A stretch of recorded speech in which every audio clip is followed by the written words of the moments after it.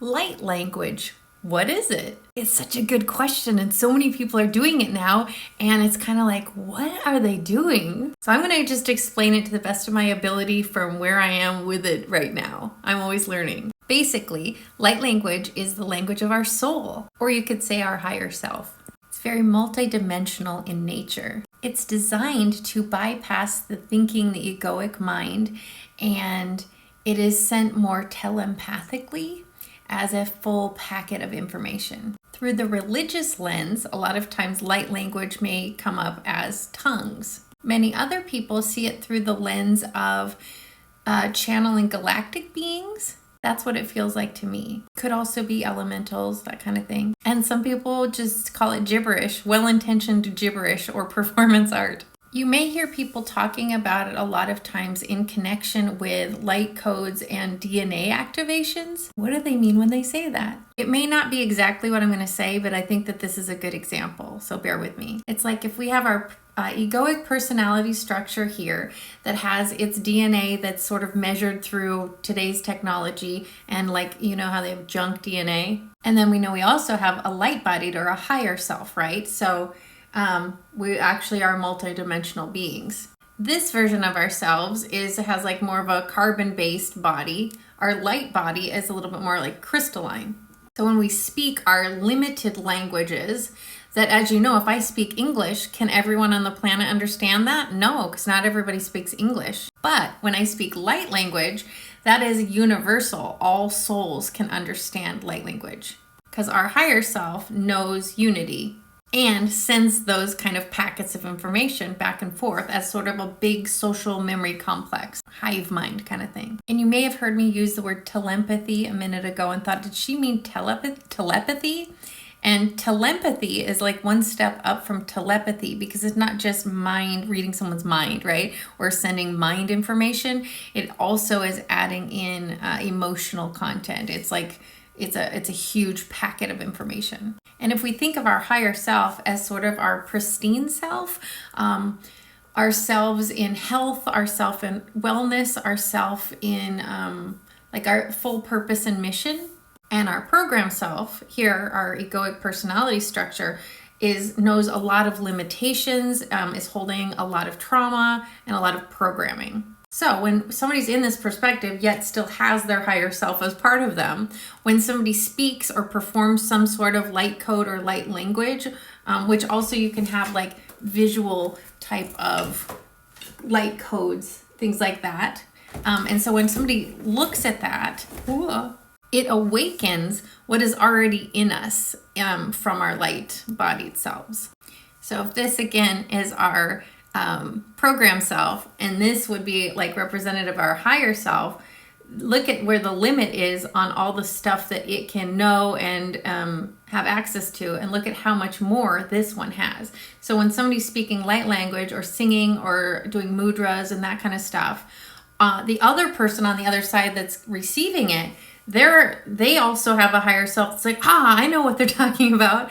And so to them, their program self, when they hear this, it kind of awakens that's already in them and is like, hey, remember me? You're in here. You can have this pristine thing. Just remember. So it's activating the higher self. And then the program's like, I'm melting away. You're right. I actually am this. It's like super layman's terms. But like the coding that is part of our higher self is not something that can be measured with third dimensional equipment. And so it is like scoffed at or poo-pooed in the scientific community because there's not really a way to prove that as of yet, other than like maybe kind of solving for X and realizing that there is this weird junk DNA situation. Another way you can look at it too, I had a teacher explain this to me once. Let's say you go to a Taylor Swift concert and you're in the nosebleed section Q.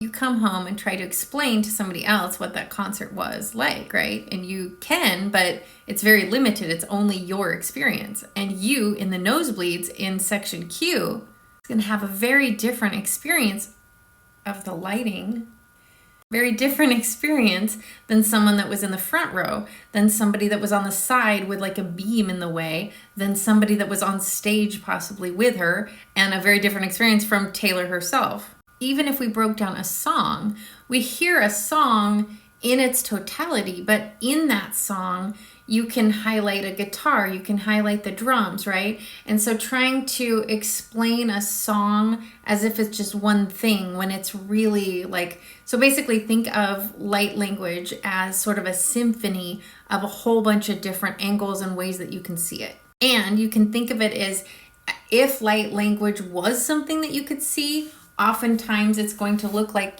sacred geometry or like fractaled kaleidoscopy kind of stuff. Another great example of what it might look like would be in cymatics. I think that's how you say it.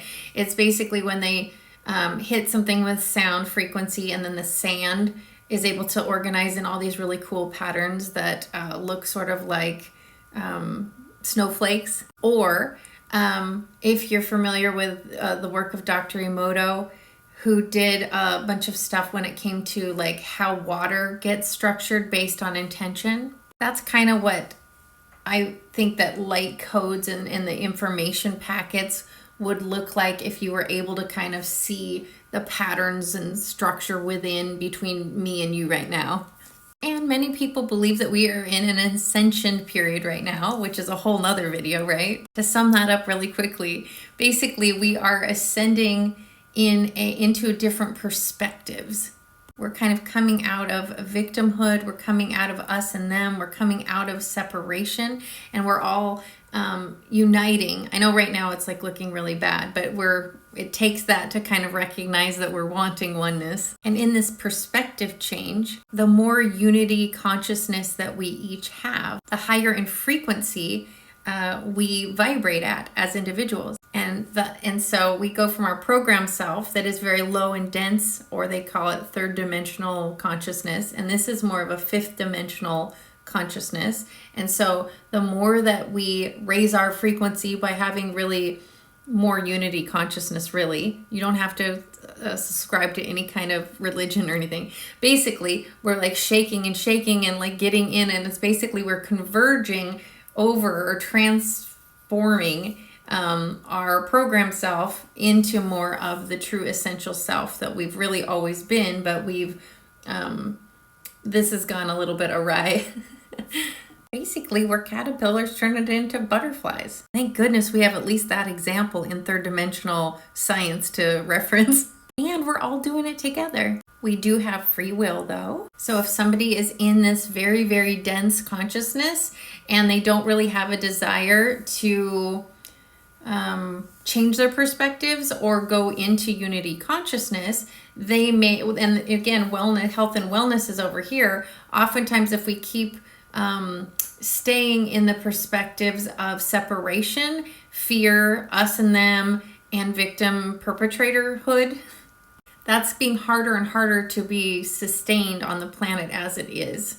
But this ascension process is not limiting anybody. Absolutely, everybody has free will. Everybody is raising in frequency. And whether or not this body dies because of the density or the whatever, we are recycling all the time. And if it's not in this lifetime, it'll be in another one, because time is relative. And our higher self knows itself to be eternal. And you don't have to resonate with anything that I have said. This is how I understand it. This is how a big group of people who consider themselves to be channelers and are getting this information tend to be saying similar stuff. But if you have a different perspective, yours is absolutely just as valid and perfect.